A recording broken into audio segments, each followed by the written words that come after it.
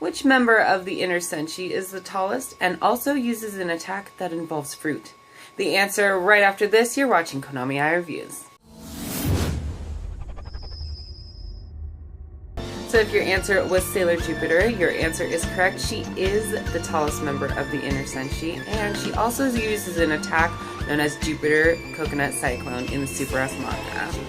I got this awesome Figuarts recently in the mail, and I cannot wait to review it.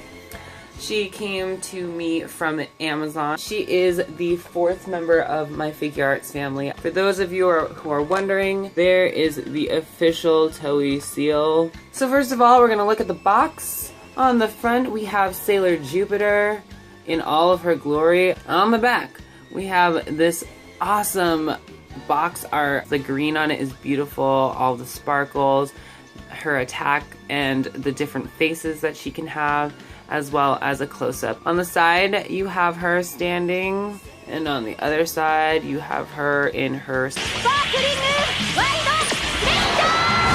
attack.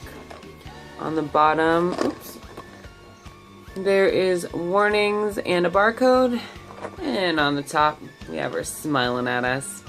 Open the box, and you have a QR code and a blank space. Pull out the plastic.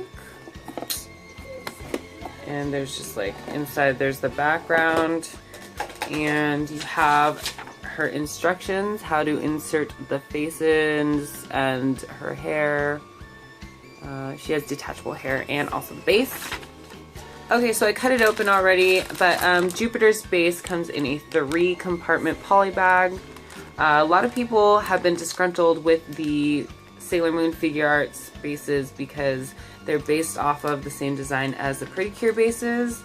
I don't really care either way. I think they're really pretty, and the fact that they have each member's name on the base just personalizes it just enough that I don't mind that they use the same design again.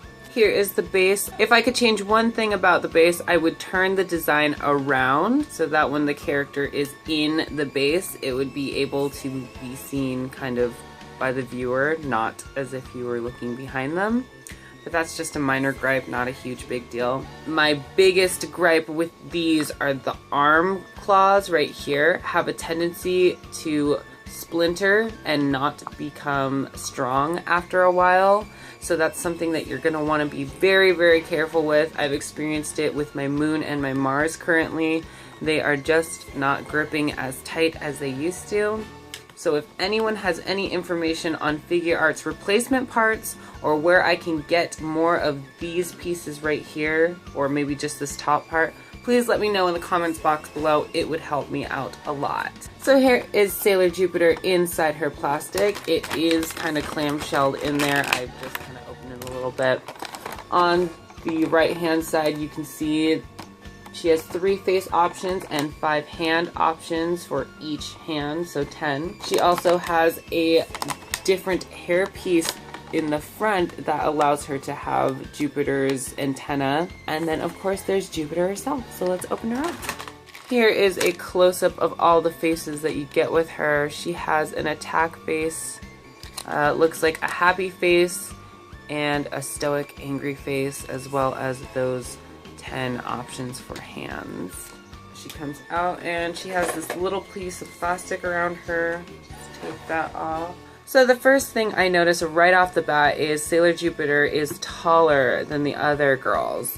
And Jupiter, back to back with Mercury standing straight, is probably about half a head taller, ponytail and hair not included. I think that's awesome that they made that detail just to kind of make it more realistic for the character herself. Posability, all the arm joints move very, very nicely. With the arms, they move pretty free-forming. There is kind of a little bit of a resistance, so I would be very careful with that part. Her hair is probably my favorite feature of this doll, aside from the height. When you want her to have movement with her hair, it actually clicks into place instead of just being freeform, which actually makes it nice knowing that it's stable.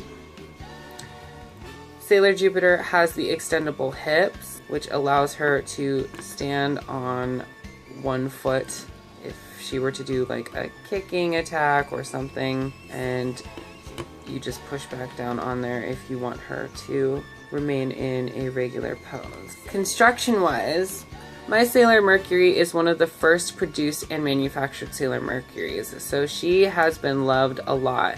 Her joints are pretty stable, however, you can tell that they've been used because they're easy to bend and she's so easily able to be posed. Contrary to that, we have Sailor Jupiter, whose joints are pretty stiff at the moment.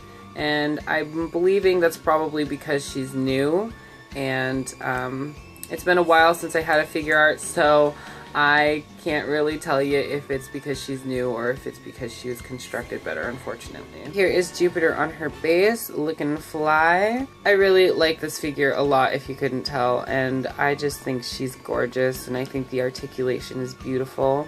I will be posing her a lot. Overall, I'm very happy to add Sailor Jupiter to my Figuarts family, and I hope that if you are a Sailor Moon collector and you like Jupiter, that you will add her as well, because she is definitely worth the buy. And I am so happy to add Sailor Jupiter to my collection. Now all we're missing is one Miss Sailor Venus.